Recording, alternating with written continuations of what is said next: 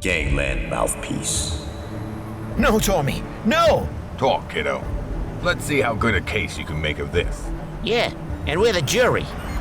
Eddie Habo's mother had scrubbed miles of floors to send him to law school. He was a brilliant scholar, and she was proud of him.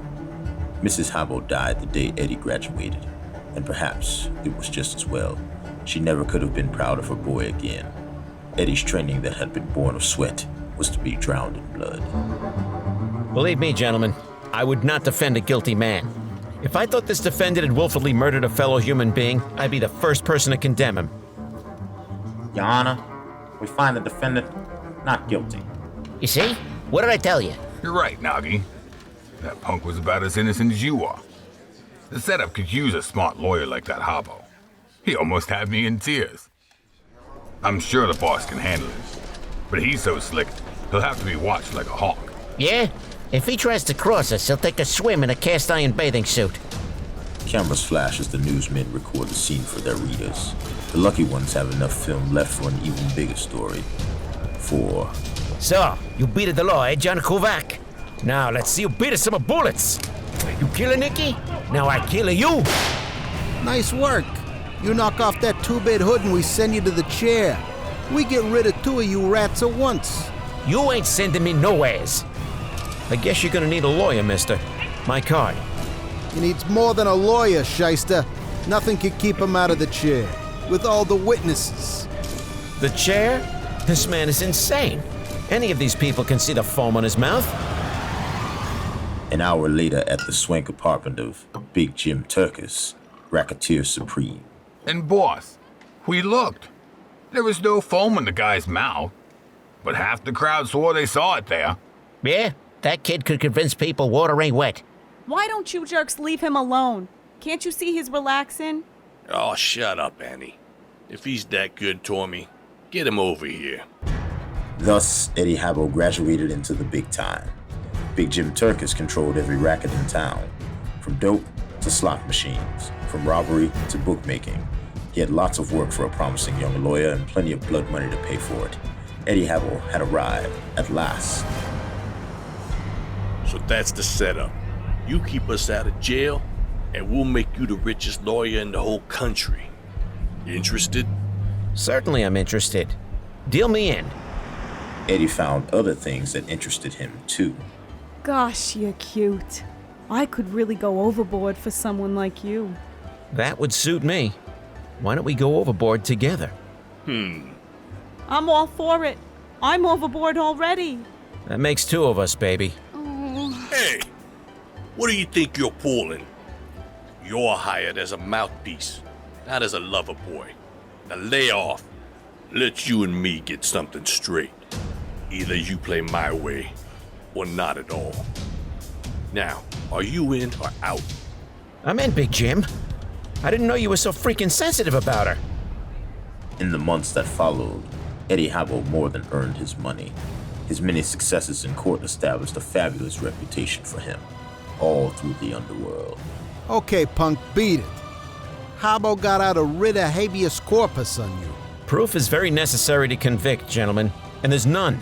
You may be swearing away an innocent man's freedom. No, no! And then one day, Big Jim, I've got a customer for 50 grand's worth of dope. He's gonna meet me tonight with the cash. Have you got that much? Sure, but who is this guy? How do you know he's okay? He's been a customer of mine for over a year. He resells to the kids. Now he's got a big deal on to unload a pile out west. I swear he's okay. Give me the stuff and I'll have the dough back in 2 hours. I'm afraid you might get lost with that kind of dough, Harry. I'll go with you. and so at the appointed place. Here's the cash. Got the stuff? Yeah, here it is. But wait till I count the money. The next moment, Put him up, Big Jim. You're under arrest. Took us over a year to set this trap, but we've got you with the goods. Cops! at police headquarters. Here comes your shyster with your bail, Big Jim. But you won't be out long. They've got you cold this time. Eddie, you've got to save me. I'm a two-time loser.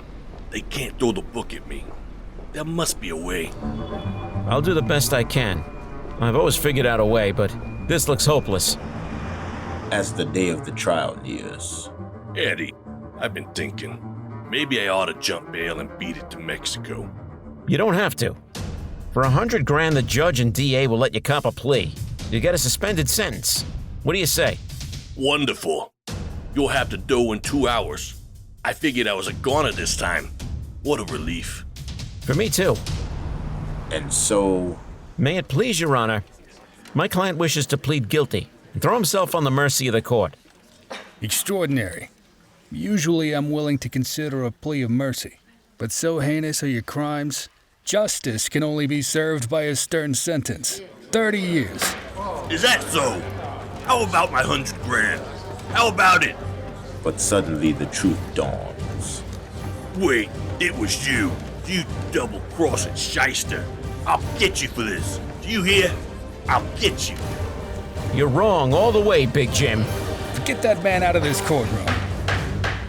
You live rather dangerously, Habo. I'd better assign a couple men to keep an eye on you, or you'll wind up in the river with the fish eating what's left of you. No thanks, DA. I can take care of any trouble. They just talk tough. Now, down the back way and away to a 100 grand vacation. Paris, Cairo, Rio. From now on, I live. Annie, what are you doing here? What do you want? Eddie, they're after us. The gang thinks I helped you. The gang thinks you helped me? Yes, they all know how crazy I am about you. Please, Eddie, don't go away without me. Take me with you. We could be so happy. Oh, please, darling. Sure, baby. You know how I feel about you. Let's go. I've got to go to my mother's apartment first. All my jewelry is there. Big Jim never knew about her, so it's safe to go there. You could meet me outside in an hour.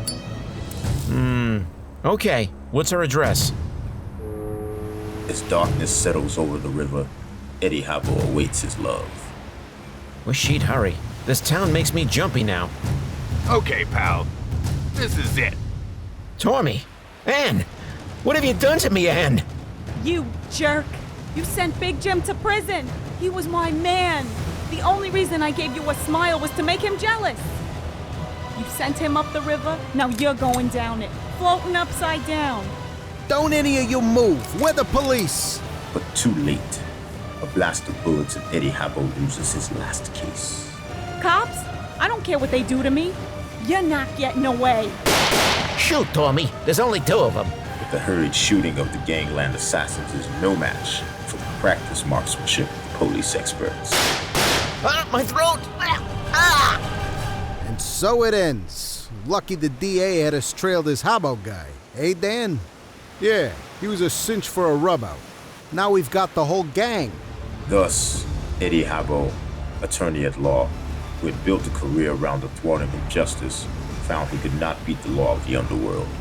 And even as he paid for his wickedness, the long arm of justice also claimed his former partners in crime.